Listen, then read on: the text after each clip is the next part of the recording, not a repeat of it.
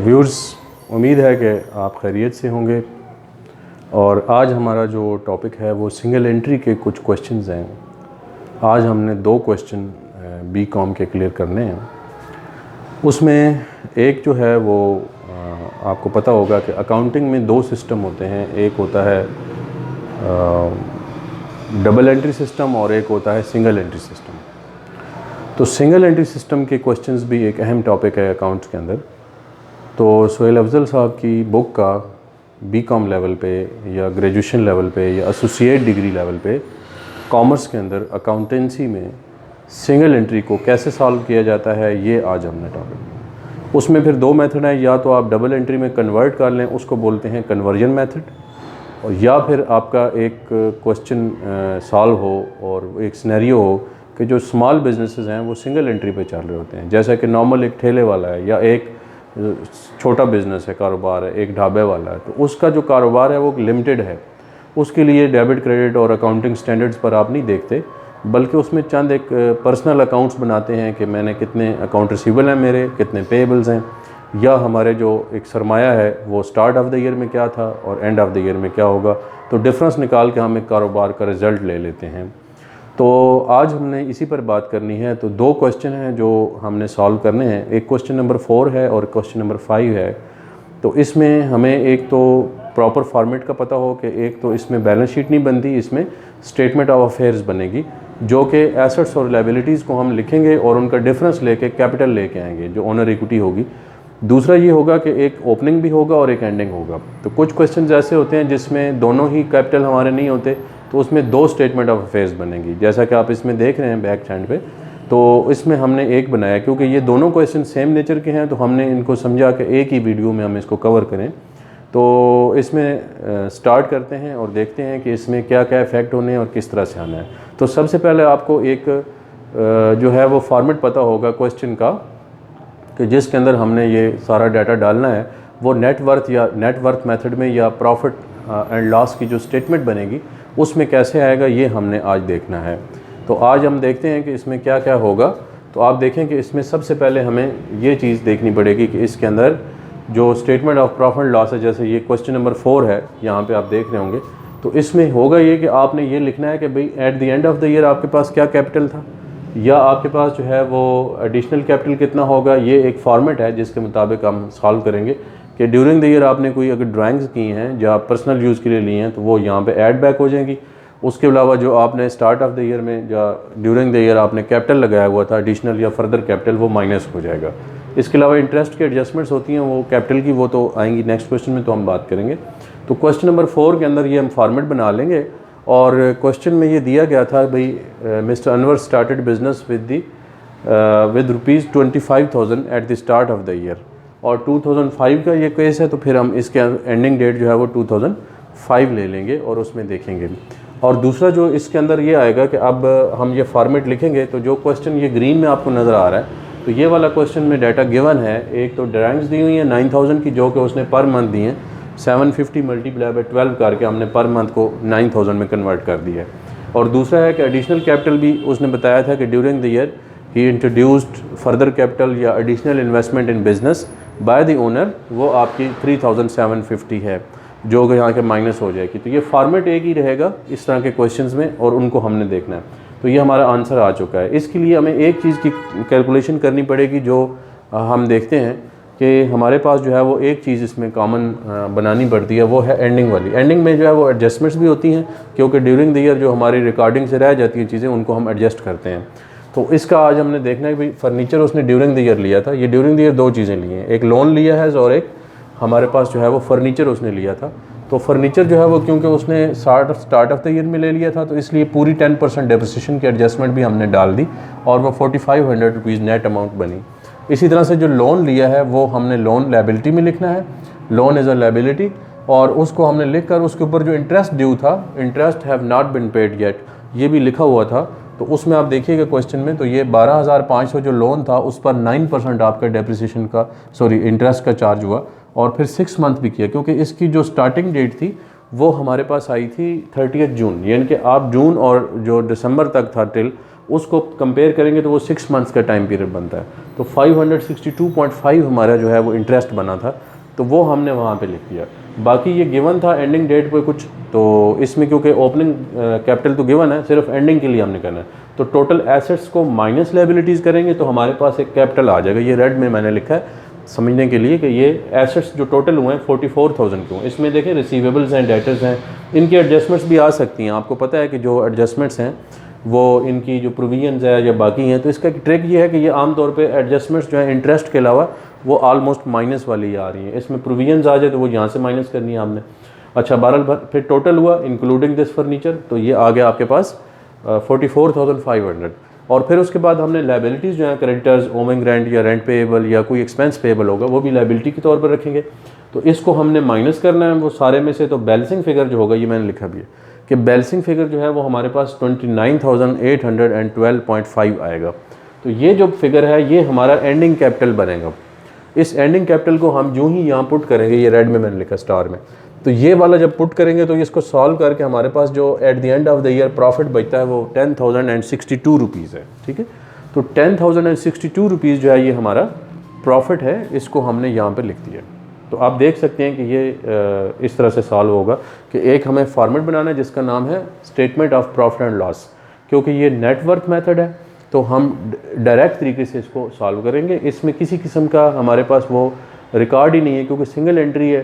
तो आपको पता है कि स्मॉल बिजनेस में कहाँ इसकी जो according to the accounting policies और वो सारी चीज़ें इसमें नहीं होती हैं, स्टैंडर्ड्स नहीं होते।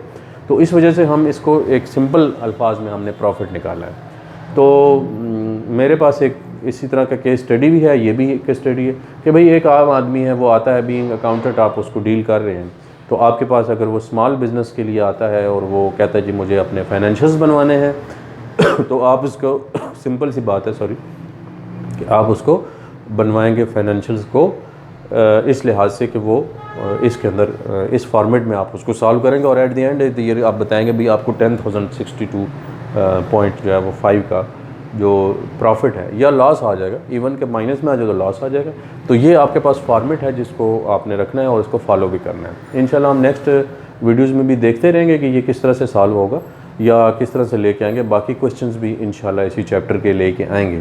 लेकिन जो अभी हमारे पास था टाइम था और हमने ये वीडियो बना ली, ये सिर्फ़ और सिर्फ उन अकाउंटिंग लर्नर्स के लिए है। मैं एक दफ़ा फिर रिक्वेस्ट करूँगा कि वीडियो आपको अगर पसंद आए या आप इसको लाइक ज़रूर करें और शेयर भी करें, जो जो कंसर्न्ड हमारे लर्नर्स हैं उनको तक पहुँच जाए, ताकि ये वीडियो का सिलसिला हमारा चलता रहे। और आप लोगों का बहुत शुक्रिया, आप चैनल को देख रहे हैं और बहुत जो है वो हमें हौसला अफजाई भी होती है इससे। तो एक क्लिक करने से या एक जो है वो मतलब शेयरिंग करने से तो इल्म जो है वो वैसे भी फैलता है, आपको पता है। तो इसी तरह से हम क्वेश्चन नंबर 5 को भी देखते हैं कि इसमें क्या होगा। क्वेश्चन नंबर 5 के अंदर भी यही पोजीशन है कि आपको एक फॉर्मेट बनाना है जो कि statement of profit and loss होगा और उसमें भी ending capital plus drawings during the year और फिर एडिशनल कैपिटल है, फिर अगेन ओपनिंग कैपिटल माइनस होगा। इसके साथ एक इजाफी चीज़ ये जो रेड में मैंने लिखी है ये उस क्वेश्चन में तो नहीं थी, इसमें इंटरेस्ट ऑन कैपिटल भी दिया हुआ था। अब इंटरेस्ट ऑन कैपिटल जो है वो 2 चीज़ों पर क्लियर होता है और कैलकुलेट किया जाएगा। एक तो ओपनिंग कैपिटल पर होगा, राउंड द ईयर आप लेंगे, जैसे कि आपको ओपनिंग कैपिटल यहाँ पे कितना है 50,000 है, उस पर 10% उसकी परसेंटेज है वो 5,000 बना। लेकिन जो 19,000 है आपका एडिशनल कैपिटल, उस पर भी आपने लेना है अगर इंटरेस्ट हो तो वो आपने 10% तो लिया, लेकिन साथ 9/12 करने का ज़रूरत जो है वो इसलिए पड़ी कि ये राइट फ्रॉम बिज़नेस स्टार्ट हुआ है 1 जनवरी 2005 से, जो कि हमारी एंडिंग डेट है 31 दिसंबर 2005। तो अब उसका जो हमारा 1 अप्रैल डेट है ये बहुत इंपॉर्टेंट है कि हमने एडिशनल कैपिटल जो किया था इंट्रोड्यूस वो 1 अप्रैल से किया। तो राइट फ्रॉम 1 अप्रैल टू 31 दिसंबर 2005 वो हमारा 9 मंथ बनते हैं। तो 9/12 करके हम इसमें ऐड कर देंगे ये वाला। तो इस तरह से दोनों को फिर क्लब करके हम इसमें से माइनस करेंगे। सिवाय ड्राइंग्स के और इंटरेस्ट ऑन ड्राइंग के ये बात याद रहे कि इसमें प्लस नहीं करना, बाकी चीज़ें जो हैं वो हमारी सिंपल हो जाती हैं। तो इसी तरह से ये फॉर्मेट होगा, इसमें प्लस बाकी तो चीज़ें माइनस करनी है, बेशक वो ओपनिंग कैपिटल हो, वो आपका एडिशनल कैपिटल हो या वो फिर आपका इंटरेस्ट ऑन कैपिटल हो, तो वो आपने माइनस कर देना है। तो आप देखें कि इसमें एक और फिगर जो हमने कैलकुलेट करनी पड़ी वो स्टेटमेंट ऑफ अफेयर्स है जो बैलेंस शीट कहलाती है ना डबल एंट्री सिस्टम में, सिंगल एंट्री सिस्टम में हम इसको स्टेटमेंट ऑफ अफेयर कहते हैं। तो इसमें भी 2 स्टेटमेंट ऑफ अफेयर नहीं बनाई, क्योंकि इसमें जो हमारा ओपनिंग कैपिटल था ये गिवन था। अगर ये ना होता तो विदाउट एडजस्टमेंट, ये बात मेरी नोट कर लें हम कि विदाउट एडजस्टमेंट आपने एक स्टेटमेंट ऑफ अफेयर बनानी है, एसेट्स को रखना है, लायबिलिटीज़ को रखना है, और जो डिफरेंस होगा वो कैपिटल आ जाएगा जो हमारा ओपनिंग डेट का होगा।